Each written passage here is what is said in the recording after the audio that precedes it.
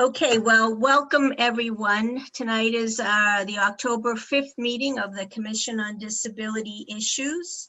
A reminder to all that this meeting is being recorded as well as videotaped. I will call the meeting to order at 7:01, and I will first take attendance of the Commission members. Sherry Callanan. Here. Okay, Darcy Burns. Here. Lorna Davis Connolly. Lois Benjamin. We're here. Maeve Conway. Here. Paula Thompson. Here. First, I would like to welcome our 3 new commission members. I apologize for not being able to be here last week. 2 of you I am acquainted with. Sherry Callanan and I are former neighbors. Yeah. And Maeve Conway was, I believe, the president of the Best Buddies program at Wakefield High School while my son Dan was in that program. And Lavon, we have never met, but it's a pleasure to meet you, and I welcome you all to the board. We're really excited to have some new members to provide support. And let me just... So are you missing any members now? So you have 8 members, or is that, I may be miscounting. No, 8. So is it 8 members? I believe that could be 8 of us now. And yep, it's a small group. We just 3 new joined this year. As I said, we were very excited about that. So Jeff, typically what we do is we pledge to the flag before we start our meeting. So Lois, you good? Okay. All right, there we go. I pledge allegiance to the flag of the United States of America and to the republic for which it stands, one nation, under God, indivisible, with liberty and justice for all.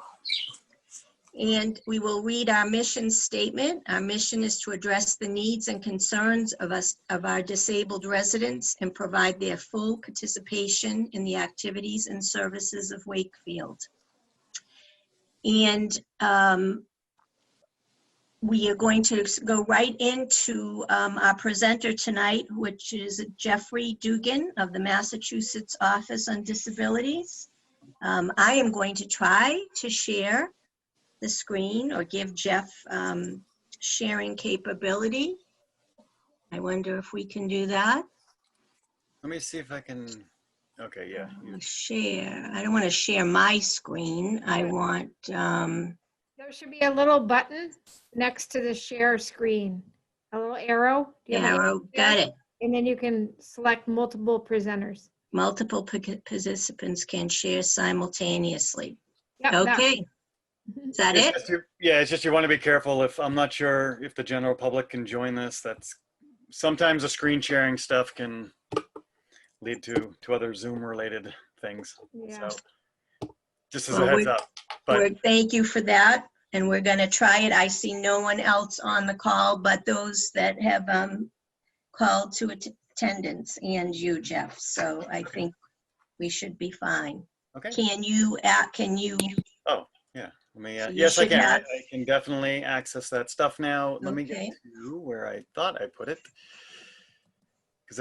And I'm just going to share one screen to start. And this is kind of like the holy, and that's really large. So let me, let's see. Sorry, let me zoom out.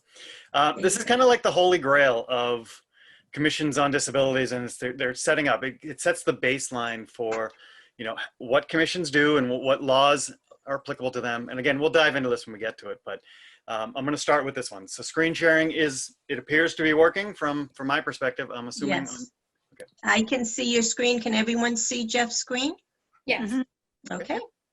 And whenever you'd like, I can definitely dive right into it. So yes, go right ahead. Please begin. Yeah. So first of all, I'm Jeff Dugan from the Massachusetts Office on Disability. We are a state agency, and one of our main drivers is to be the lead technical advisor to commissions on disabilities. So what I'm really hoping is that the email that I sent to Lois back in September which had a laundry list of kind of documents and materials that are really helpful for either new membership or for commissions getting reinvigorated. I shared those and I believe the materials have also been shared with you. So some of the stuff should look familiar if you've had time and been able to look through it. What I want to focus on tonight is just a couple of the major documents that I think will help you as a commission wrap your head around the role of a commission in the community, if that's not currently clear, as well as setting up goals and bylaws and objectives for a commission. We'll start with a template, and then you would build out, your own based on what your community is looking for, what you as a commission bring to the table, and then what your expectations might be as a commission on disability. So just a little bit of background. I've been with the Mass Office on Disability for close to 20 years now at this point. And prior to that, I was working at the Metro West Center for Independent Living. So I've been exposed to this world significantly, and I grew up with a parent who had polio and had limited mobility. And I watched my dad really live a very independent life. What he just needed was a little bit of access and a little bit of protections, which commissions on disabilities can offer, as well as the state building code can offer some stuff for the built environment that would help him in the mobility restrictions that he had. So there's been I've been exposed to it. I've been with MOD for 20 years. And these documents, this original document has been updated a few times since I've been there. And this really is kind of still, and it still holds as the holy grail for commissions on disabilities. Not so much on the first page, other than to just re-emphasize that a commission on disabilities they're an advisory board to their appointing authorities. So for me, where I live, I am the recording secretary for the Commission on Disabilities, and we report directly back to the Board of Selectmen. We also respond back to the town manager. I am expecting that you guys would also have people you report back to, right? That you would raise up whatever activities you are doing to that liaison, at least from the board. Is it select board or? It's town council here in Wakefield. Oh, okay. All right. So it's town council. Okay. So you'd be reporting. Not the town council, meaning the attorney. Right. Our Board of Selectmen is now called the town council. Okay. So you'd be reporting back to the town council and or I would expect the town administrator, town manager, or the lead executive. Or do you have a town? So I guess that's where I'm sorry. I don't mean to be too confused to start off the night. Do you guys have a town manager or mayor or? We have a town manager, yes. Town manager. We operate as a town form of government. Okay, so as an advisory board, which you serve, just as a reiteration, you're advising, you're not authority. There's no real authority that comes with the Commission on Disabilities. Just like with MOD, we don't have the authority like we would like the Architectural Access Board would have, or the Mass Commission Against Discrimination. We don't have enforcement authority. We're technical assistance, guidance, and we do a lot of great things for the community to advocate for and on behalf of persons with disabilities. What our agency does have a little bit of a hand in the authority would be as the state ADA coordinating agency. So executive branch of government and other branches of state government would come to us and we would also coordinate the ADA coordinators for the different agencies within state government.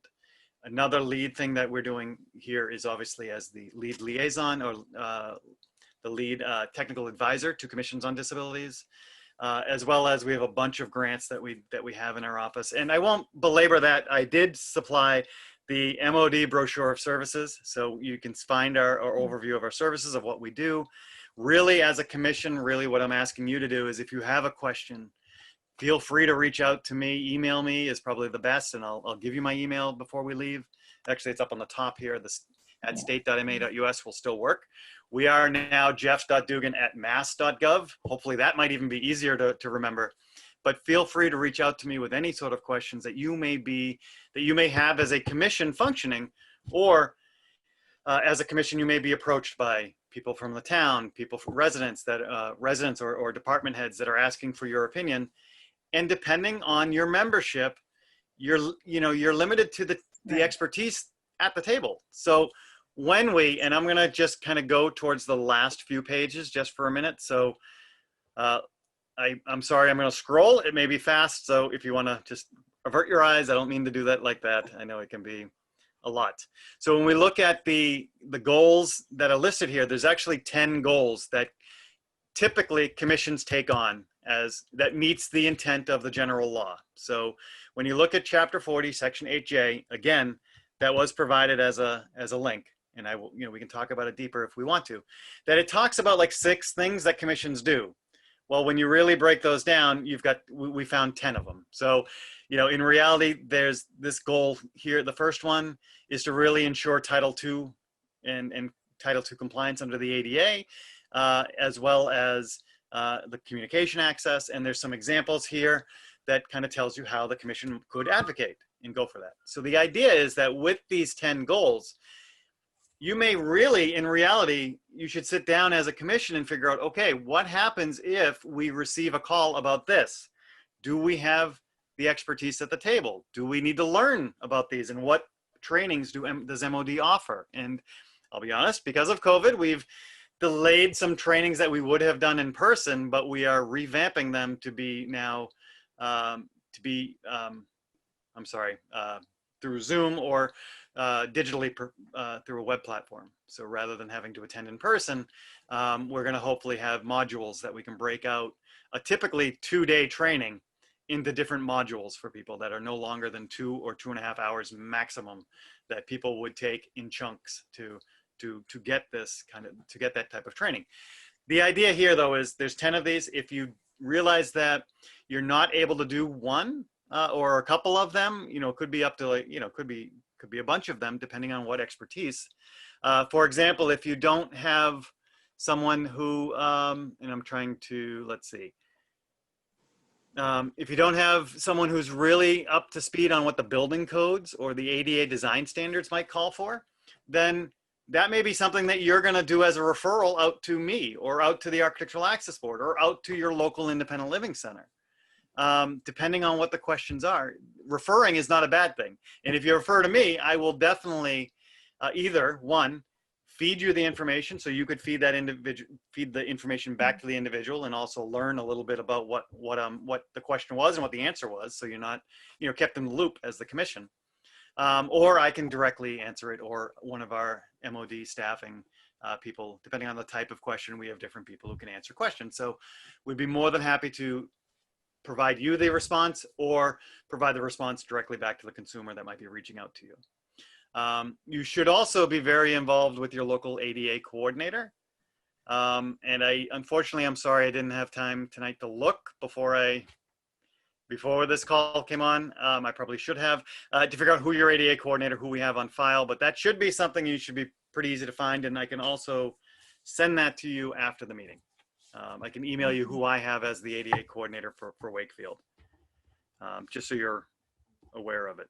That ADA coordinator is really the lead entity for ensuring that municipal programs, activities, and services, as well as the 5 administrative requirements under Title II of the ADA, are actually being implemented or being addressed in Wakefield, as well as potential Title I employment-related items under the ADA that person would also be responsible for. So while you as a commission are another avenue for the community or the departments to reach out to get input from as they do projects or have questions about their rights or obligations. So just to pick another one that is not something typically that commissions will be able to do right off the bat, would be the housing market. So, what does the housing stock in Wakefield look like? What does the housing authorities, stuff look like? And then encouraging development of accessible and adaptable housing, which is part of our state building code stuff. So there's definitely a lot that could be learned there, as well as under fair housing, which may not, the ADA has limited avenues into housing. into, there's very limited, it's based on funding in the funding streams, and they're, I don't want to say obscure funding streams, but they're not common funding streams. So even state-run housing authorities would have obviously state building code obligations if they're renovating, as well as fair housing obligations under the Federal Fair Housing Act, as well as, you know, Massachusetts has its own stuff. So, so that might be something where, oh, someone has asked about an accommodation in a housing setting. How should we answer them? We can provide the answer back, or if you felt more confident, we're going to refer that person out. So each one of these goals, and I'm not sure if you've actually gone through and picked these goals or revamped your goals for the year, but each one of these, or whichever goals you decide to implement, you should probably have a little cheat sheet of, this is where we'll typically refer out, or we'll have to do follow-up with MOD or the Independent Living Center in Wakefield. I'm trying to remember which one serves Wakefield. And again, that's usually something I have prepared beforehand. I'm sorry, I don't. Do you guys know which Independent Living Center serves Wakefield? Would it be, I'm thinking maybe Metro West I think Center? it's It may not be. It'll probably be more North Shore. I think Okay. it's Lynn. It's, I'm sorry, Oh, Lynn. I think it's in Lynn. in Lynn. Okay, so that, and that might have been one that just changed their name as well. So it might be the Disability Resource Center, right? Does that sound? Paula, any idea? I thought it was North Shore. Okay, The North Shore and Cape Independent- Ann. Yeah, yeah, the Okay. Independent Living Center of the North Shore. Did they change, and I will find that for you. I'll definitely make sure in my follow-up, I will email that to you just so it's 100% accurate. I'm sure it probably is. It's just, I wasn't, I didn't look at it prior. And there's only 11, so we can only have so many. And if you guys are definitely up in that area, it's going to be the North Shore and Cape Ann, the ILC, I think it's NS, North Shore and Cape Ann CA. Would that be in Salem, Paula? I believe so, yes. Yeah, okay, so that's what I'm thinking too. And I can, like I said, I can definitely look for it, and I'll send it, because I'm already going to be sending you the ADA coordinator list that we have for Wakefield. Okay. So this again is some of the items to look at.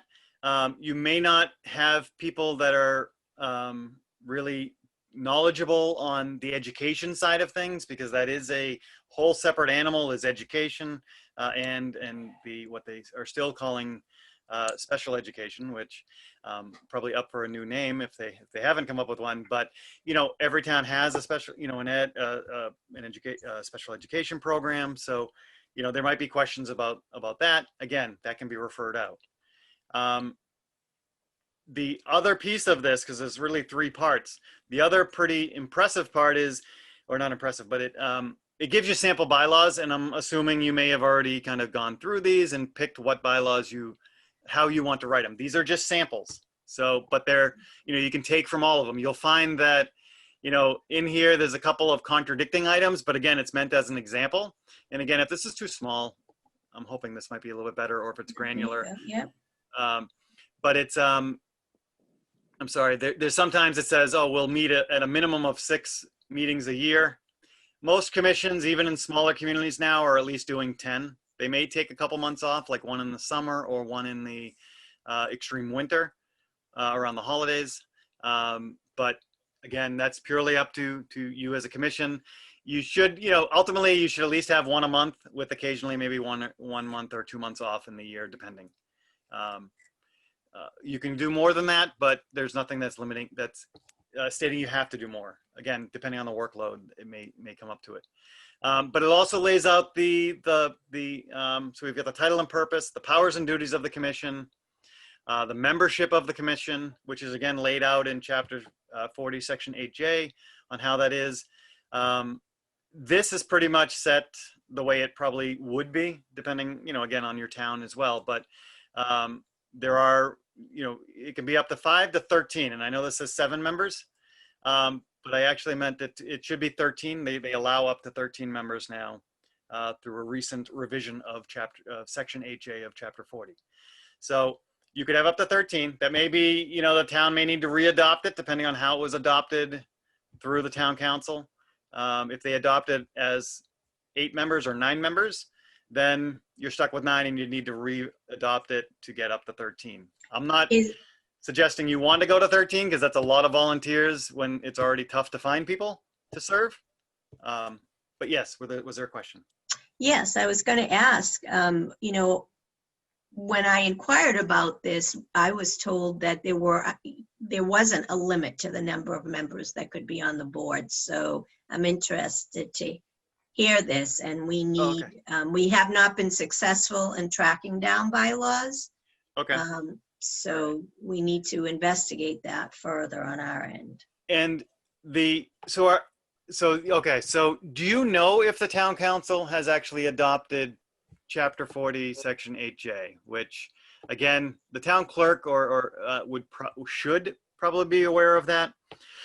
I can also just check my records to see if I have anything that's been reported to us at some point during the course of the life of the commission. I would need to check that. But if you are an official 8J commission, then that would be, and again, I will share that information again with you. That would mean that you are restricted to no less than 5, no more than 13 members. And I always recommend, as a community, really determine what your membership should be, what your maximum should be to be a functioning commission. Because I'll be honest, in the community I live in, if we go over 5 members, or I think maybe they tried to up us to 7, but once we hit anything above that, we start to have trouble with quorum, people making it, and actually filling the seats. So with volunteers, just because volunteerism is tough, it's tough, at least in our community. So you, as a larger community than the one that I serve, having 8 or 9 probably makes sense to have a representative board. I would probably strongly suggest not going to 13 unless you have a waiting line to join the commission. Like Boston and Worcester, I can see those being 13, but any community that's not a city, it probably is going to be difficult to fill the 13 seats if you decide to go that route. But again, I will look to see if someone ever reported to me if it's been an HA adoption. So again, please cite that. It was Chapter 40, Section H. Section 8 as in the number 8. 8, okay, And it's J as in Jeff. gotcha. And in Okay. fact, in that email that I had sent to Lois back in September, and if I can actually, I'm going to bounce around just for a quick second to see if I can actually open it, because I'd like to just show you it, but I just need to find it first. So if I minimize the screen, oh, it's pausing. Okay, good. Let me figure out where HA is. Okay, so that should pop up now. And I'm going to reduce it to like 125. So this is Chapter 40, Section 8J of Massachusetts General Law, Chapter 40, Section 8J. And this is where it actually lays out and if I'm sorry, I'm wondering if I highlight this with my cursor, you don't see that, right? Yes, Oh, you do see it. yep, Awesome. All right. So let me start with that then. So these 1 through 6 are pretty much the goals that we just talked about. These lay out the goals. So, but we've expanded it to 10 because we feel there's more than what, some of it means duplicate things. So we did that. It also set up the membership. So let me, and I'm sorry for scrolling so much. that's okay. But right here in the actual general law, it's basically not less than 5, no more than 13. So, and then it talks about how you'd actually appoint the members. It sets up the process and the terms of each member. That's why we have the 1, 2, or 3 years, which you saw in the sample bylaws of the membership. And it does set up the makeup of the commission. So ultimately, and again, there can be difficulty when you're trying to have people who volunteer to serve to meet this membership. So, but some of the membership basically laid out is 50% of the membership, or a majority of the membership, needs to be persons with disabilities. 1 member can be a parent of a immediate family member of a person with a disability. And then the last one can be a representative from the town, or the town executive, basically, or I'm just trying to see here if they actually, can be an elected or appointed official of the city or town. So typically they may appoint you, it's up to them whether or not they want to actually appoint a city town or just fill it with a volunteer. that's perfectly fine as well. There is some leniency on this because of the difficulty of finding members.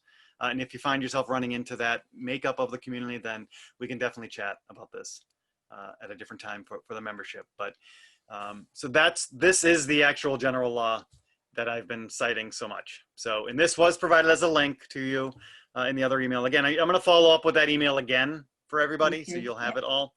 And that'll be included.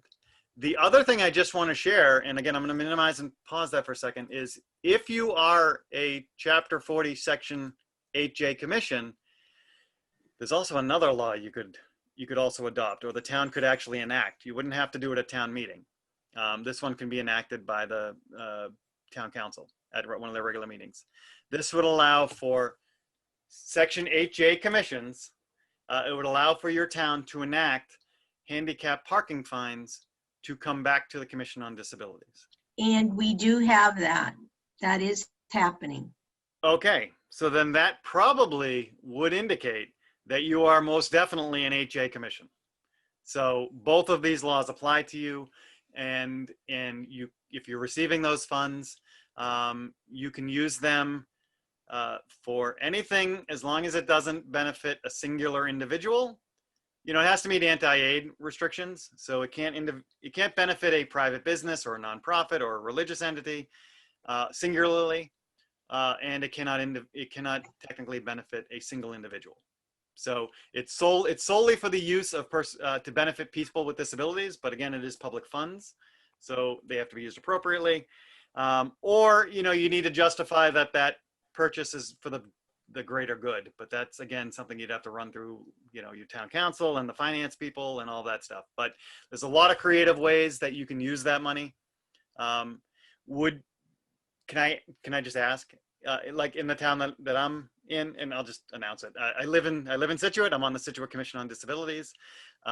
We have roughly, I think like $2,000 or $3,000 that we accumulate. We don't get too many tickets written in our town, so we are.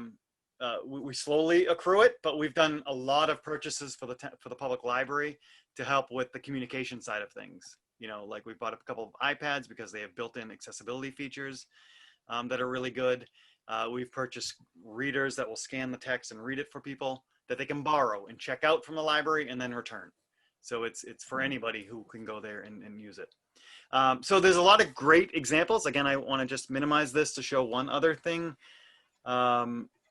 That I'm trying to figure out where I put it. Let's see. It's up towards the top. I think this is the slideshow. No, okay.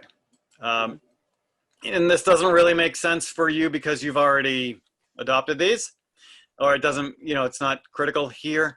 5 to 13 members. What I want to just point out was some of the best practices of using those funds. That, you know, the ticket, you know, it shows how the officer will ticket, and then what does the offender do? Does the offender dispute or pay? And then there's flow charts to show. And we actually have a slide deck on our homepage, which I will share with you. I thought I put it in the original one, but it'll actually give you some case studies of other towns, like Framingham, what they use some of their funds for, what Waltham uses some of their funds for. So I'll share that with you. I'm just making a note, 22G and that, okay. So let me just quickly ask, I'm going through these relatively quickly. Are we feeling good about it? Are there any questions, especially about the, I'm thinking about the stat, I'm sorry, let me pull up all of the PDFs. Particularly this document, I'm not sure, you know, this will help guide you as a commission determine what your yearly activities or what your yearly goals would be that you want to select. And they could carry from year to year. So I am in favor of, one, coming back to another meeting to sit down and go through some of these in more detail, or have larger discussions either offline or with maybe a subcommittee that's set up, or you know, the chair. I'll definitely have those conversations and things like that. So there's a lot that people can get involved with. And if you have questions about what you want to get involved with to see if it's reasonable, by all means, use me as a sounding board. I will suggest strongly that you email me and we can set up a call, set up a meeting, set up a whatever. Calls are a little bit slower to respond to just because of it's, you know, they're longer to respond to than the emails. So So with that, I want to show a couple more, but I do want to just stop for a quick second, take a breath and see if people have questions. And if you do, I'm more than willing to ask, even if it's unrelated to what I've shown. If it's about the commission and you want to just ask me a random question that you think would benefit. So, and if I don't hear any, it's fine. I will continue moving through my laundry list of items. I want to show you the other items that I think you really should have, and that's, oh, okay. So I'm not sure why it's not sharing my Word doc, but let me stop share. I'm going to come back to you, and then I'm going to probably go to the web to find it. So I just need to figure out where I put this. So just a comment while you're looking, we do have a list of items that we're pursuing, not because we saw any of these documents that you presented to us. Yes. And this is all really useful, and I can't wait to really delve into it now that you've kind of given us a little roadmap of what to look at. But we did, we're relatively new. Except for Lois, who originated this committee. Many of us joined last year, and the minute we joined, the folks that were leading it left, and we were kind of, just kind of muddling through. So Okay. we did do some brainstorming. I did keep a running list of things that we would like to pursue. We were in the process of presenting Intelligent Lives last spring before, COVID blew up, and Yep. that ended all of that. Many of us are parents. Okay.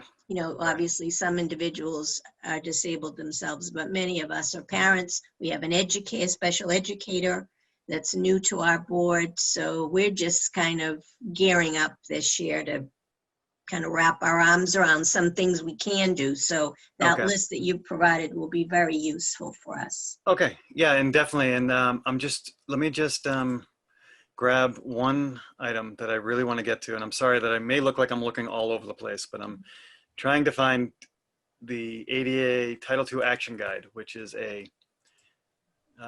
okay, so now let's see if I can share this, because this too, along with, and let me actually open up one more while I'm here, the ADA Title II Action Guide, along with the ADA checklist, is going to be something I think you as a commission are going to really want to have as a tool in your arsenal to have as a commission.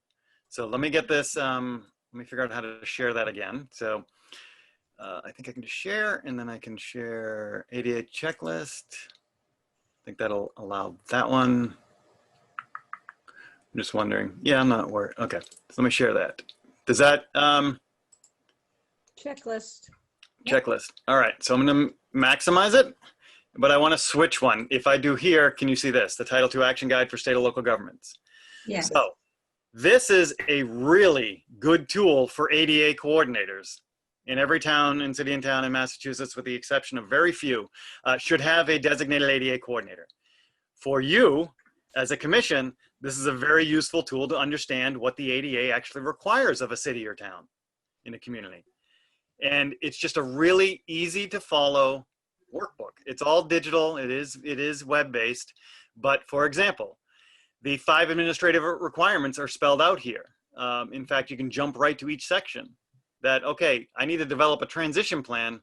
What does that mean? Well, here's a nice explanation of it. Here is a nice sample they start to give. And then guess what? They also have forms you can use.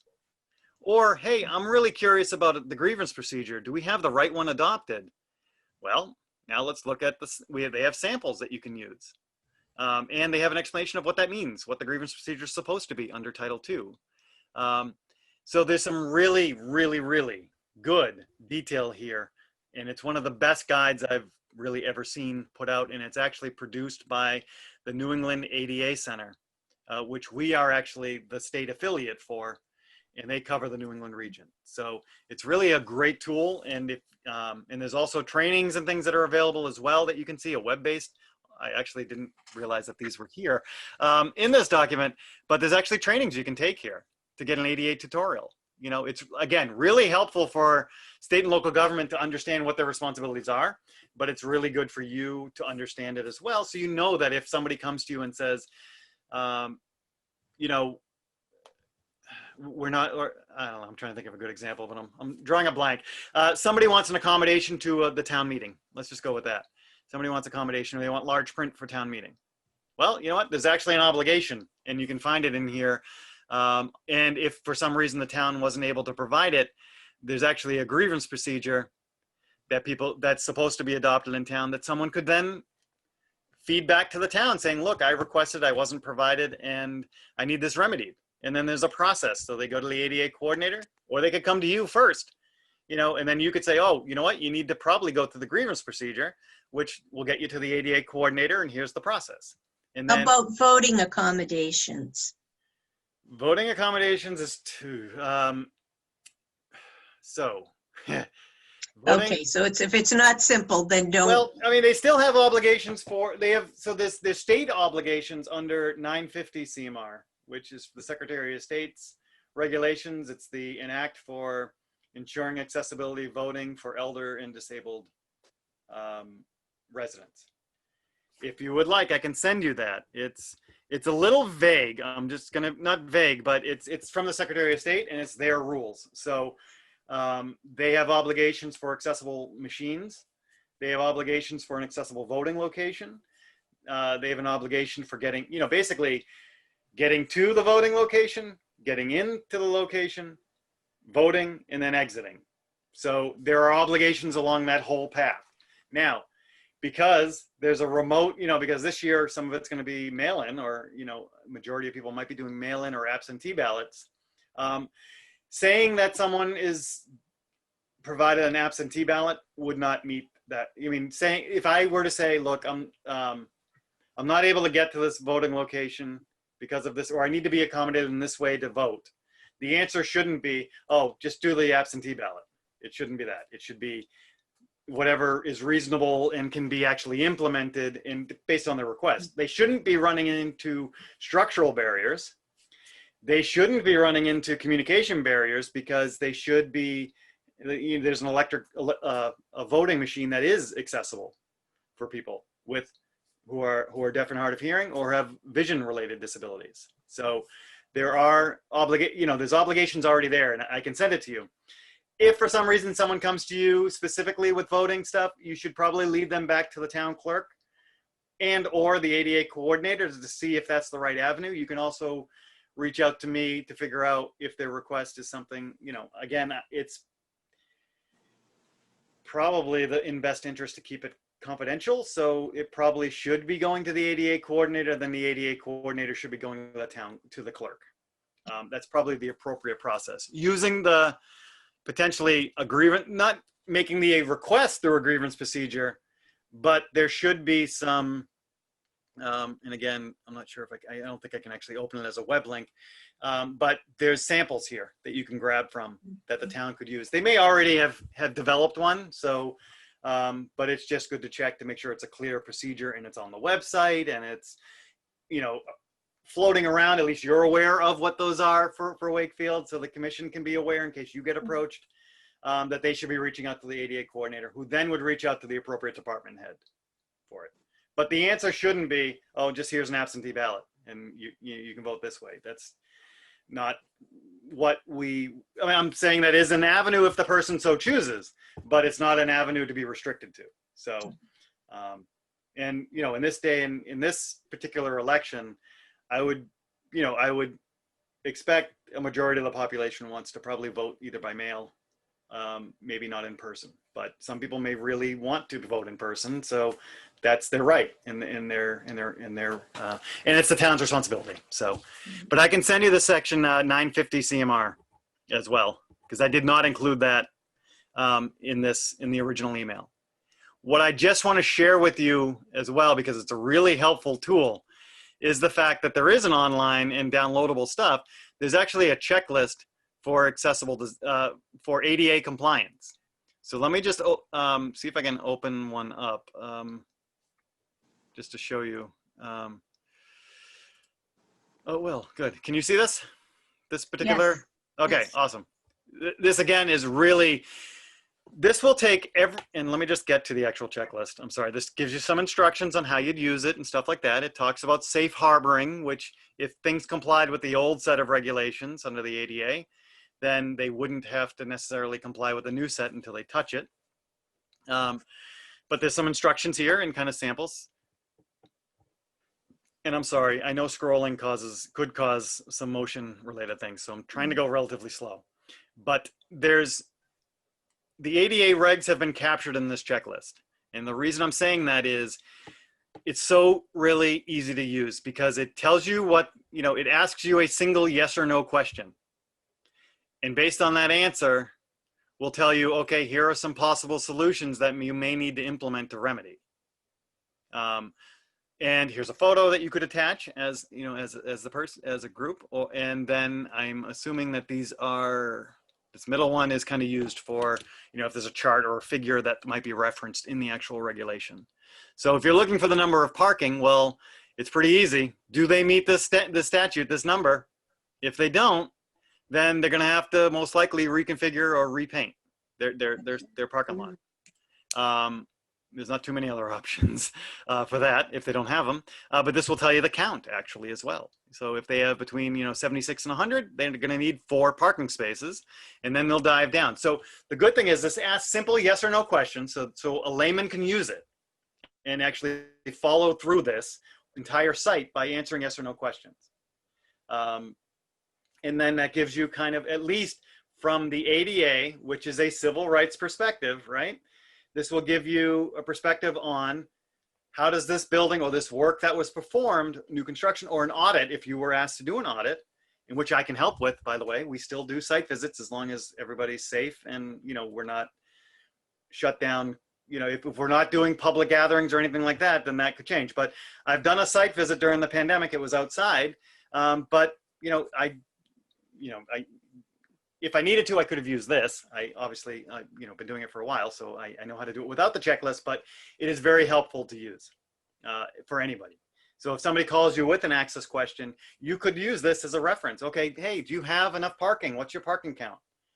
Does the access aisle that abuts a sidewalk, at least for ADA compliance, you could tell them, do you have a curb cut when the access aisle lines up with the sidewalk? You're going to need a curb cut to get up onto the sidewalk from that access aisle. Do you have enough van accessible parking spaces? Because if you look at 1.5 here, there are 2 different, there's a couple different ways you can provide, quote, van accessible parking spots. One, you can do a space with an 8-foot wide access aisle, or you can do what they call the universal space, which is 11 feet wide with a 5-foot wide access aisle. But that requires that every parking space in that parking lot is 11-foot wide for the accessible parking spots that they need to provide. The parking space should be 11-foot wide with a 5-foot wide access aisle, giving you the 16 feet that you typically have with the 8 and 8 that you typically get for the van accessible. Just a very useful tool. I just can't sell these 2 documents hard enough to everybody. They are very useful. It really, it makes people very knowledgeable about what the ADA, at least for state and local government obligations, what it means to be. And then this checklist helps you with surveying stuff if you need to. Let me see if there's another. I just want to see if there was. Were there any questions about that? I should actually ask. And if not, I mean, a lot of this is going to be digested probably at a later date. But again, I just want to provide you some of the key functionality and key documents here. What I do want to just share with you, which may be too late, but because it closes at the end of the week here, but we have all right, let me stop share. I'm going to come back. I want to show you a couple of initiatives that we have. We have the ADA Improvement Grant Program, which you as a commission should maybe for next year, because you might not be able to have done it this year. But it closes October 9th. So, but we offer grants back to municipalities. They're capital improvement grants. So it has to be for specific type of projects. But if Wakefield wanted to update their self-evaluation and transition plan, this grant can help fund that. If they want to look at their website accessibility to understand if their website's accessible, which should be part of their self-evaluation and transition plan, this grant can pay for it. If they wanted to do a public rights of way study, which looks at all the sidewalks and curb cuts throughout their town to add it to their self-evaluation and transition plan, this can cover that under the planning grant option. What the planning grant requires, and I'm trying to get the highlight away, sorry. What the planning grant would require is that a community have 3 of the 5 administrative requirements in place already. The non-discrimination policy, the grievance procedure, and the responsible employee, so the ADA coordinator. I expect that Wakefield has a self-evaluation and transition plan already. I'm just not sure what the date is. I can look and see what Wakefield has, what we have on file, if we have anything on file. We're not the keeper of it, but we've been collecting them over the years. So let me see what I have on file. And again, it might be too late to do any of these things this year, but we have a 5-year continuation of this grant program. So we've done it for 5 years. We've been extended 5 years. So we'll be running it again next year. I mean, that is, at least that's the intent. They re-upped us $10 million. So $2 million for 5 years for each year. So, as long as everything stays the same, we should have another $2 million next year. The other side of the puzzle is that there's project grants. And project grants are for physical removal of structural barriers or communication barriers. So if you've got a ramp that's too steep and you need it rebuilt, this can pay for it. If you need, if you want to buy automatic door openers for all the town buildings, this grant has funded that type of project. I don't know if you're landlocked, if you probably don't have a beach, but if you have a lake or something that you might use as a beach, we've paid for mats that get you people down to the water's edge. Or at least the median high water mark. The thing with project, and we've done communication. So we've purchased assistive listening devices. We've purchased braillers for a community to braille stuff in-house. And we've done a few other things for effective communication. But project grants require not only the 3 that you'd have to do for the planning grants, but you have 2 additional. You need to have a self-evaluation plan and a transition plan. So you need to have those done. They can be old, they can be outdated, but you at least need to have them on file, and because they need to be uploaded with the application.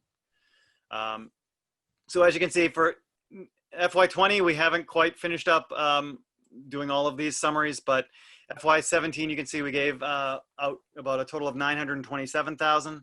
That year we had $1 million to give out. In FY18, we gave out 956 to 27 communities. And again, that year we had 1 million. FY19, we had 1.5 million given to us. So we gave 1.42 roughly. And in FY20, we are, I'm trying to remember because we have certain things we're still collecting and verifying and validating off the FY20 cycle. But we expect to be in the 1.7 or 8 because not every community has been able to spend all their money due to the COVID and pandemic stuff. So, so we have some being reverted back.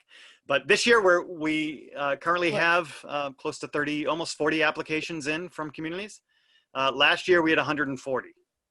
So that was a really big cycle. Yes. Jeff, this is Lois. Hi, Lois. What is the name of the grant that people can get? It's called the municipal. It's called the municipal. It's a long name, so I'm sorry. It's the Municipal Americans with Disabilities Act Improvement Grant Program. And in fact, the brochure, which I did send out before, there is a link here that will bring you to the website. That will. Would you let me say that again? Municipal. Yep. Yeah, let me tell you that. So it's the Disability. Municipal ADA Improvement Grant Program. And that can be found at mass.gov/MOD, standing for our agency, Mass Office on Disability, so MOD, /ADA grant. That's the friendly URL that people can use to get there. Again, it's only for municipal entities. It's not for private business. It's not for nonprofit or other things. It's purely for municipal government. we're having work done in the town. We're doing a lot of Doing Main Street. Main Street program and all this. Is any of the, are any of our programs that we're working on to make things better for the town? Could we apply where this program is and other programs? So Could we apply for these? yep, and I definitely hear what you're saying. So, and I actually got this question earlier in the week from another town. And I say we, our grant program, the Municipal ADA Improvement Grant Program, does not care about other funding streams that you might be utilizing for a project. What may care is like DOT or other funders of the program. They may not, it'd be weird to not allow other funding streams in, but if they, it may be on other lenders or other vendors that are providing grants to the town or other funding streams, but our grant program doesn't limit you to that. We do have a limited amount, like the maximum grant award is 250,000. And I'll be honest with you, as we do say in the bottom of this slide here, we typically give one maximum grant a season. So a cycle. So one community would, typically we have one community we award a $250,000 grant to. So that becomes very competitive if you're asking for the max amount. If you're asking for less, then it's actually, it becomes, I don't want to say less competitive, but you're not as competitive as the max amount award being sought, because a lot of communities do apply for the maximum amount. And we can't give out too many of those, because if we did, we'd only give out like what, four to eight of those a year. And we really want to get money back. Like last year, we gave, I think, 50 awards back to communities, because we had 2 million to give out last year. So we did 50 of them. So are there any questions about, I'm sorry, Lois, did that actually answer your question? Yeah. Okay. Reasonably. Okay, all right. And I will, again, I'm going to share this again. It's part of the packet. Let me just see if there was anything else I just quickly want to go over. I want to be respectful of the time as well. Okay, so there's some guidance documents I gave you. MOD brochures there. There's some service animal question and answer stuff that will be shared with you.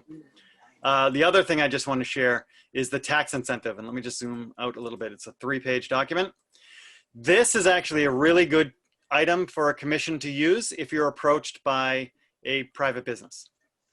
There are tax incentives that I know it says 1998 on this, but from what I understand, even with the recent tax changes, small business is still eligible to apply for this. They just have to work with their tax person. But there's two types. There's a tax credit and a tax deduction. A tax credit, and you have to qualify. So I think it's, if I remember correctly, if you're a small business, you have to be for profit, number one. But you can't make over $1 million. What is it? A business that has a previous tax year had either revenues of $1 million or less, or 30 or fewer full-time workers. So if you're a small business with 29 employees, you could have made $10 million last year. You can still apply for the small business tax credit, because it's an or, not an and. Or if you have 31 and only made like $10,000 of profit last year, you're also eligible for the tax credit. And the tax credit, if I remember correctly, is for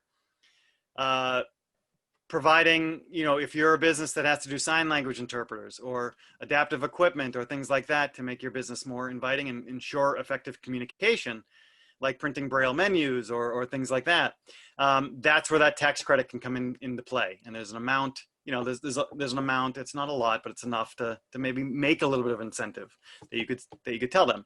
The tax deduction, again, following that same rule, if I remember correctly, that you can actually pay for barrier removal. So if you are approached or you see a business that you get either a complaint or a concern about, you could approach that community, and this makes a nice kind of icebreaker. It's like, hey, I know you're doing work on your building.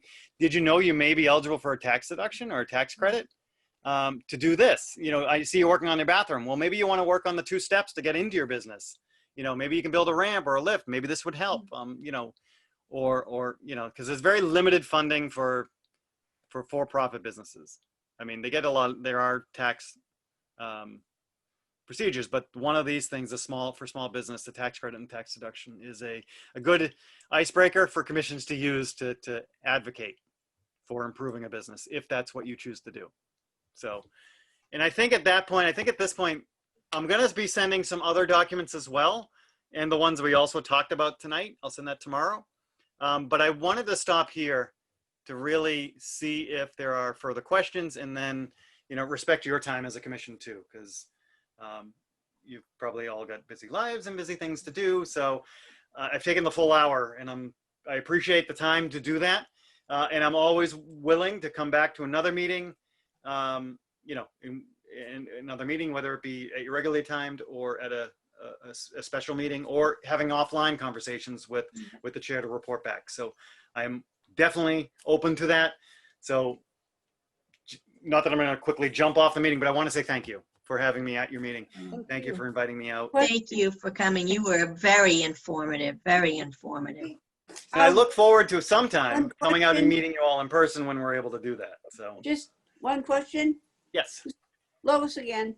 yes. Outdoor dining. Yep. What's the scoop on that? Well, the good thing is, and then I'm so glad you asked about that, because I just need to find it. And I might have stopped the share or paused it. I don't remember, but see if this does anything. Okay. I have a fact sheet I'm going to be emailing to you as well. Okay. You know, and there's a couple fact sheets, one being how to, I think I did something for a training. The other document I just want to shout out is the Disability Rights Laws in Massachusetts booklet. That gives you an overview of all the various laws that apply in Massachusetts to persons with disabilities in a very digestible chunk that you can look at. And I will share that. I'm just trying to find Great. that document. Oh, here it is. Okay, so this is the outdoor dining fact sheet that we have. And I'm making it smaller, or I'll make it 100%, but and I'm gonna move you guys. Oop, sorry, I don't mean to bounce around. I'm just trying to move your faces. So the outdoor dining sheet here, it talks about what's actually required. And I know I say it as considerations, but these are actually building code / civil rights obligations under the ADA. So there's a requirement for an accessible route. Now, what does that mean? There's a couple of notes that we put in here. I try to draw this out. We then talk about accessible tables and seating and what that means as well for what it would mean to be accessible.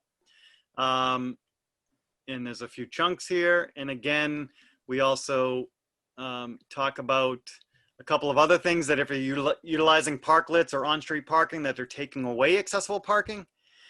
They really should be recreating it right next to or near to the closest space to that area, depending on what they're opening up for outdoor dining. What about ramps Yep. and curbings? I'm sorry, you said ramp and Curbings. curbings. Yes. So that's the other thing.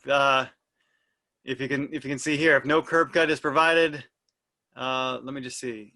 Oh yeah, there might be a need for a portable ramp to be used. We've seen that in a multitude of communities.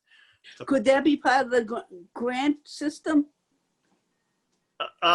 only if it would have to be for a town-run restaurant, and I'm not sure that's something the town has, right? The portable use of ramps, I'm not saying it couldn't do it, but it requires a variance from our state building code. Okay. And it's a process that would need to be followed. We can definitely talk about that, but we've seen for outdoor dining during the COVID time, we've seen communities and businesses approach the Architectural Access Board related to this. For example, Boston approached the Access Board on behalf of all of their residents. They're part of their building inspections department, to say, we would like to, see if there can be a blanket variance for the use of this particular ramp that we're gonna say is what the city of Boston will accept. Right. And we'll also be evaluating it and verifying it. And I believe, our agency actually has a seat on the Architectural Access Board. And if I remember correctly, we voted to approve it. So in Boston, there's one or two portable ramps that businesses can use. But I'm not saying that Boston is funding them for it, is not paying it for them. Maybe they are. I don't really know if they are paying or giving it to them. If that is something that that can be justified, that the town is purchasing it on behalf of the businesses, I would have to really run that one up the flagpole. So this may not be the funding stream for it, but I'd have to run it up through the mechanisms. Okay. And I know we're really short on time for Okay. this grant program. Because a variance would be required, it wouldn't be able to happen until after the cycle closed. So, but we do talk about it. We do talk about it here. We talk about the fact that if they're providing portable toilets, I don't know what the rules are right now. If restrooms are provided at all for outdoor seating, I don't know what the options are anymore for COVID restrictions. But if they are able to offer bathrooms, then there's requirements for that, for outdoor bathrooms. If parking is reduced, then they'd have to pick up and maintain those. And you want to ensure that people don't bump into or run into, like, I'm going to go back up to the picture, the photograph of this outdoor dining. So does that umbrella actually create, if someone can't see it, is someone actually going to bump into it before they realize they've hit it? You know, will they actually walk into it? So someone who's blind may not be able to pick that up before they're actually into it. So does that meet the protruding object obligations? And we talk about that towards the end of it as well. So, so there's a lot here to consider, and it, you know, when I originally wrote it, I think I had 13 pages. So I had to whittle it down to make it digestible and actually something somebody would read. So that's where this is. And if you have further questions, by all means, reach out to me about it. But it's a good thing to give to either to businesses or to your building inspectors who may be going out to inspect these. And I'll be honest, probably town council, because they may be authorizing licensing and doing stuff like that to authorize outdoor. They may have made a memorandum, you know, or a directive. So this might be something to share. I did try to send it to all commissions and to ADA coordinators. I can't guarantee I reached everybody. So proactively, I would suggest sharing this and the tax incentives with your building inspector, and then sharing this with your local town council. Thank you. Thank you. And are there any other questions you might have? If not, again, sorry. Yes. No, thank you. And thank you for your time, Jeff. I had a question about you spent a bit of time talking about the grievance form, the ADA grievance form. Yep. And I was wondering more generally about PDFs like that. Are they all, or do you guys screen for whether or not they're accessible with JAWS and other screen reader technologies? So there's some good things and bad things. One, no, I am not testing for the accessibility of the documents. That falls strictly, we are just so technically, here's the technical part. Technically, a town doesn't need to send anybody this, like it doesn't need to send to DOJ, doesn't need to send to us to prove that they have their self-evaluation, transition plan, all of their 5 administrative requirements. They don't have to prove that to anybody, but they do need to prove it if it's called upon them. So one, you know, if DOJ shows up or if somebody requests it, I mean, these need to be public. They definitely need to be public facing. So with that, there's that communication obligation, which means if you're going to post PDFs, they need to be accessible. And that's a process. I'll be honest with you. This one here that we created, you know, it took a while to create it because you have to tag it appropriately. You have to do all of these behind the scenes in PDF. Now, when I say there's bad news and good news, I don't mean it as bad news, but I mean it as the news people probably don't want to hear is, yes, this would need to be fully compliant. Your website, anything you post on your website, if there's a PDF and you don't want to make the PDF accessible because there's an $800 license in order to do that every year that you need to pay, then what I typically do, at least for the commission in Situate, is I will make a plain text version available of our agenda, of our minutes, of our whatever we're posting as a commission. We try to advocate it to the rest of the municipality, but you know, a cheaper or maybe more manageable option would be to make this as a text document. But that means, you know, wording out the pictures, you know, not ignoring the pictures. not ignoring if there's charts or graphs, you got to explain them. You've got to have some alternate text, but that has to be built into the text version. So it does become a little bit complicated. Now, the really good news is, and I will share this as well, there's something called the ITS 61 contract. That's a state contract that municipalities can actually dive into that can convert documents to make them accessible. There's a contract, a state contract out there that have vetted vendors that you could send this document, or the town meeting document, which is probably a bunch of, it can be a bunch of pages. You can send that out to like Perkins, I think Perkins is on contract. I think IHCD is on contract. There's a few companies on contract that you can basically take right out of that contract and get the work done without, I think you don't have to go to bid. I don't even think you have to bid if it's on contract because it's been vetted and it's approved vendors. So in that light, there's this avenue now that municipalities don't need to have that in-house knowledge now. They can actually go out to and purchase that service. And when you say make this particularly a PDF document accessible, you're saying that someone with vision impairment can enlarge it if they couldn't read the print? Well, it's actually, there's a bunch of things. One, the specific question was about screen readers and JAWS. There's a lot of stuff that happens in the background that we, as just visually looking at it, get so much leeway on how we can put together PDFs. But once I start creating these little bullets here, these are all headings now that I have to tag them appropriately so they show up correctly. And if you can you see that chart? Can you see that? Yes. Those up there, those are all like navigation, the bookmarks. That just happened to work, but let me show you, this is the behind the scenes. I have to tag things. I have to put alternate text.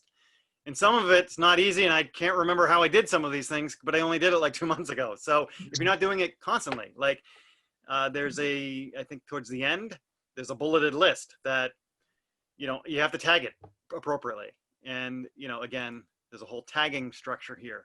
And again, I had to do stuff here. So again, I'm going to hide it a little bit because it's a lot, there's a lot there, but there's a lot to do with this. That's why maybe paying 5 cents a page or whatever the contract calls for. I just don't know what the values are, but there might be, a reduced rate, or it might be a little bit more, but you're guaranteed to get a promised product because they are vetted through the state. So a town could use that for small documents. I would strongly recommend that you would share it with them when town meeting's coming up and they need to produce a large, like 40-page document that could be very difficult to make accessible. Or have boards and committees figure out what they would make as a, Situate told me PDFs need to go up. I couldn't do Word, but they didn't tell me I couldn't do plain text. So I personally, as a preference, because I don't have a personal license, because I have to keep my duties separate, right? I don't have a personal license for Adobe DC, which is a really good, expensive program, but and can do all of this stuff. So the alternative is I need to do a text version of it to get it up, so people at least have an option and can understand and follow along the agenda and the minutes. I don't know. I went into a long way, Maeve. Does that kind of answer your question, or? Yeah, it does. Thank you. Okay. And I'm like I said, I'll share with you that contract as well with the commission, because it's new. It came out last year around this time, and not too many communities know about it. So we're trying to advertise it as much as we can because it's going to open up that communication door a lot. I haven't even touched upon ASL interpreters, CART reporters, effective, assistive listening devices. There's a lot of responsibilities when we come to effective communication, especially when you get to the larger type meetings or Zoom-based meetings like this. We typically have to have ASL and CART pretty much. If you're not if you don't get RSVPs, you have to provide, the rule of thumb is you pretty much have to provide them. So if you have if the town meeting, I don't know, usually they don't ask for RSVPs or registrations for that. If they do, then you can ask people at that time or put out a statement earlier that says, look, we're having our town meeting on November 7th. Please let us, or in a direct contact to the ADA coordinator, know that by October, let's say 15th, if you need an accommodation. And, that would be, and you might hear my dogs barking, so I'm sorry. This is usually their time to go out for a little bit. But there's a whole process there that the town, could use ITS 61 to help find vendors that can do certain accommodation requests or know the right agencies to reach out to request those. So, and again, it's stuff we can talk about and share at a different time. So, so I will stop there. Why don't I do that? I will stop there and see if there are any other questions before I start to figure out adjournment. But if there aren't any, like I said, I don't want to be a stranger, so let me know. Like I said, I'll definitely communicate with you, and you'll get an email from me by close of business. I'm going to put it that way. By close of business tomorrow, you'll get an email from me with all of the stuff we talked about tonight, all the documents we referenced. You've been a wealth of knowledge. I wish we had met. Wish I had met you 2 years ago. This would have made it. This would have really given us some better direction, I think. But Absolutely. that's all right. Well, Now we know. So. and I'm glad that I know. And I will also double check and see what I have for you guys for the chairperson contact info. I may have already received it and updated our listing, but we do maintain a Commission on Disability list. So if you can respond back with, and I will put out there like the name, address, phone number, that's public facing. I am also looking for emails for the chair to ensure that the chair is notified when we do blast emails about, hey, we're having our disability summit on October 20, I think it's 29th or 22nd. I'm sorry, October 22nd. So you could register for it. Or if we're doing, our grant program, you'd be notified when it opens up.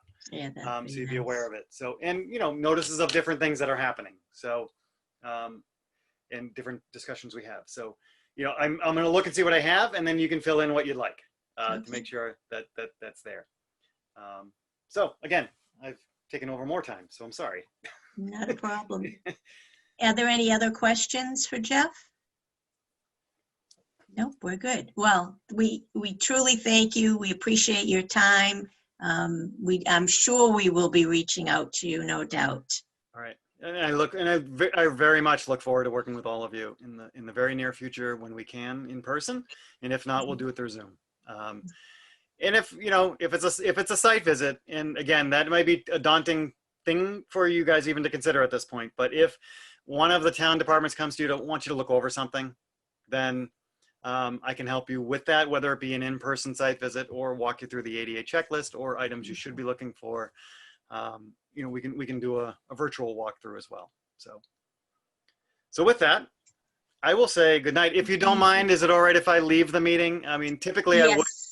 I would stay on, but it's been a long day, and I was actually Yeah, in Boston no. at the office, so I'm now back home. So Absolutely, All right, please. and my Feel dogs free. want to see me a little bit. Thank So Thank you. Thank you. Very Thank much. you very Thank you. much. thank you all. Thank you all very much. It's been great. And is there, before I disembark, who should I send that email to? Lois, do you want to be the recipient of that email? Or I'm not sure. You want to give to Marie, or Marie, do you want it, or? You can send it to me too. I can save the documents and get them to everybody if you want me to. Okay. So my email is jeff.dugan@mass.gov. So it's JEFF. Hold on. Say it slowly. Sorry, I will. It's Yep. my name. So it's Jeff, JEFF Yep. dot, Dot. and my Yep. last name Dugan, and it's DOUGAN, Yep. and at Mhm. mass, MASS.gov. And the reason I'm saying that is so you don't have to give out your email over a live stream if you don't want to. So I'm gonna send it to you right now. okay. Awesome. Perfect. And I will deal with it by close of business tomorrow. I promise. All right, very So, good. All right. So again, thank you, everybody. And I will you, I will Jeff. talk to you soon. All right. Thank you. Thank you very much. good. Thank you. Thank you. Thank you for sending everything to us. Oh, yes. By all means. By all means. All right. And good night. Good night. Thank you.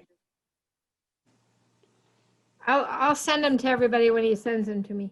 Okay.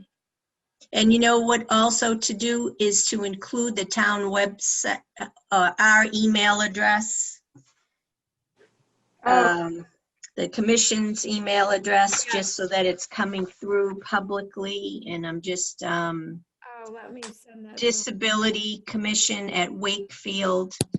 Yeah, I think I have it in the notes.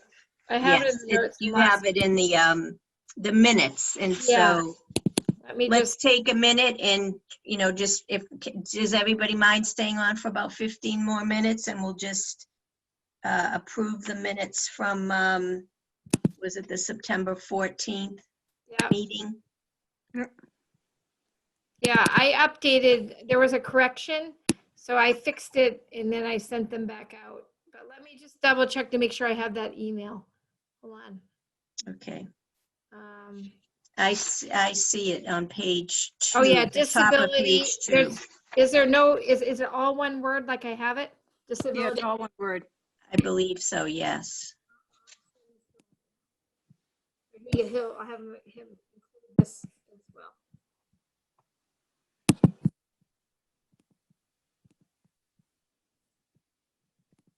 All right, thanks. That's all.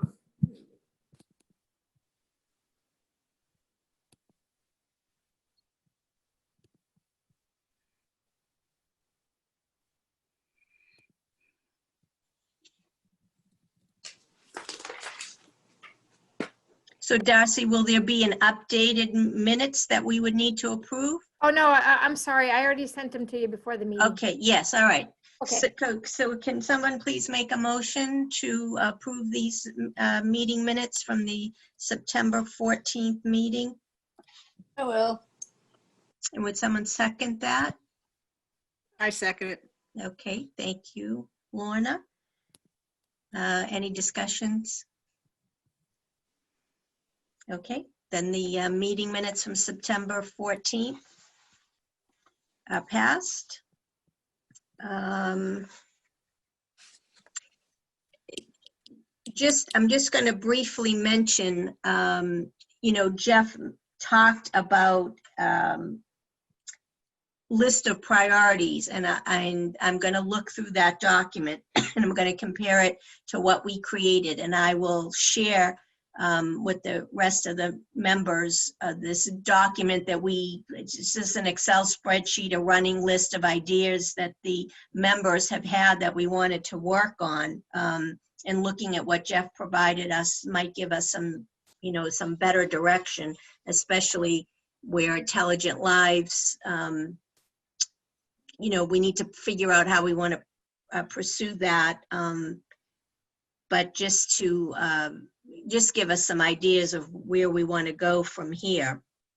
But one of the items on that list that we discussed, and it really never took off until recently, was, you may be aware that Wakefield has a postgraduate program. They call it POST. So for those kids that cannot get a high school diploma, they're entitled to go another 4 years to the age of 22 in the district. And Wakefield created a POST program about, maybe, they've always had something, but they really beefed it up about 6 years ago. And when I first joined this commission, a lot of people on the commission were not even aware of POST, and I thought it would be a good idea to get the word out. So we connected with WCAT, and then they had a change of personnel, and just for many reasons, nothing took off. But the folks at WCAT reached out to POST about a month or so ago. POST went over there this morning. They taped an interview, and I just saw a rough draft of it this morning, and now they're actually going to go over to POST, because the kids are physically there, and start doing some filming and add some photos and video to this, to the voice that they've done so far, to try to make a video that can be put on WCAT. So I was really excited that at least something that we've initiated is starting to take off. And once we get it, once they get it in some decent draft where there's some video, I'll share it with you folks so that that you can see it. But I just think it's, we need to get that out to the community. These kids are looking for job opportunities. Again, bad timing, but at least for the many of the businesses and other organizations in town to be aware that they exist, and to, hopefully collaborate with some of them. Does anybody else have anything else that you want to discuss or share before we Just- adjourn? Hi, Lois. Hi, just a quickie. Paula, I just wanted to let you know that I'm on the Traffic Advisory Board. I mean, you guys already know that, but the information you sent me, I am forwarding to Bill Renault and Lieutenant Anderson, because they do the DPW work for the, I already mentioned him, do the work with the DPW. So with the, I would say the signs and stuff, that's when all this stuff goes through Bill Renault and Lieutenant, the town engineer. So And who is Bill, Lois? Bill is the town engineer. Okay, yep. And he's also the liaison to this committee. He also is the liaison to the Commission on Disability. Okay. Which it might be a good idea to send him a notice every time you have a meeting. It might be a good idea to send a message to Bill Renault to let him know when you guys are having when we're having a meeting, to let him know. So if there's any things He's the that, go-between. just as a go-between. Right. This meeting that we just had would have been a good one for him probably to attend, to meet you. Yeah, yeah. He knows all the ADA regulations. He What knows, the town's doing, signage. yeah, he knows all the regulations, but he's. Who is our ADA coordinator? That I cannot answer. It is Bill Renault as well. I was just, Yeah. that's why I asked, because I was believe he was copied. Lorna, was he one of the individuals that was copied on that email traffic back and forth with Leslie? He may, Lyson? no, might maybe have- didn't catch them all. Yeah, we should confirm that. We should know who that is. But if you But got any- maybe you understand that is who it is? That's what it's listed as. When you go to the grievance section, he's listed as the contact Okay, right now. okay. Renault. Well, the good thing is that this meeting is recorded, so we can alert him to Jeff's presentation, and he can get on at his convenience and take a look. Can you spell his last name? Is it Renault? Yes, I believe that is it. Wow. What did she just say? I didn't hear that. Spell Bill's last name. She wanted someone. Renault. Like the I car. got it. Renault. Correct, yep.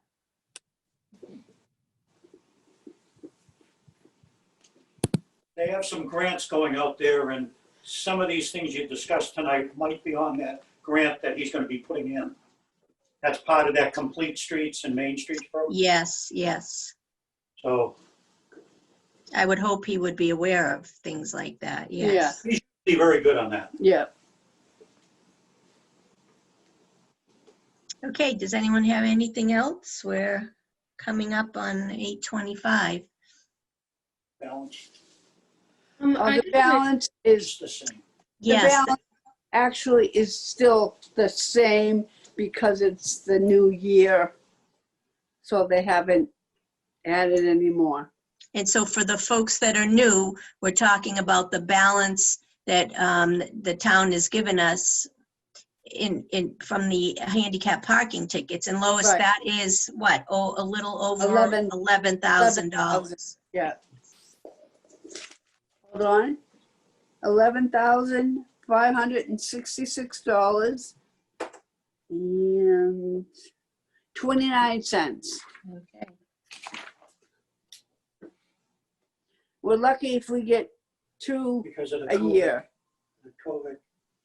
People can park anyplace now. Yeah, Right. But that's a nice chunk of money, and we'll look at some of this Yeah. documentation that Jeff has directed us to see, we should start using it. We should, Yeah. we're going to try to use a little bit of it for Intelligent Lives, but we should definitely, see, several Figure out- years ago, when I've been on the commission for 30 years, but several years ago, we had him, Jeff, at our meeting, as but this actually worked out for him because he lived so far away from us, because he has a long day and he has to drive a couple of hours. right. But anyways, I thought it would be good to have him back because of the new people and you Right. guys too. So that's kind of why I wanted to push for him. Yeah, that was a great suggestion because he's And very yeah. knowledgeable. Yeah, he, and I he have had a dealt lot with of him information. before. Yeah. So I didn't mean to make it longer, but I just wanted to let you know why I kind of pushed.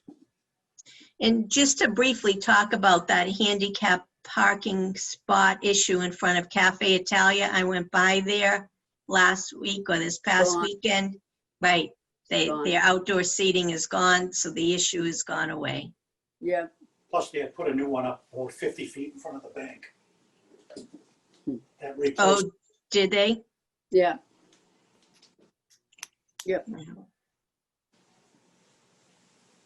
Well, now that Jeff gave us that, again, that flow chart of how much space you need, we can in our free time drive around the parking lots in town to make sure we have the correct number of handicap parking spots and Yeah, I was make sure they're wide enough. thinking, I was thinking of that myself. So,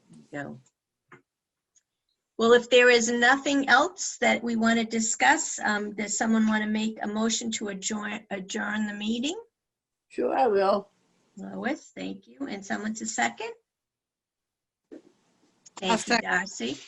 And so we will adjourn at 8:28 p.m.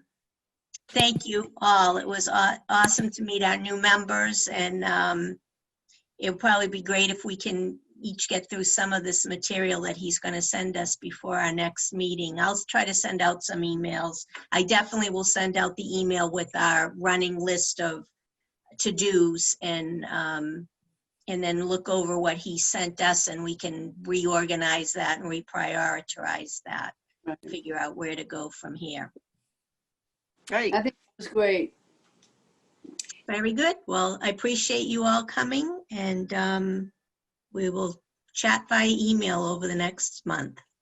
Okay. Thank you. Thank you. Thank you. Thank you. Bye. Good Thank you. night. Thanks. Bye-bye. Night.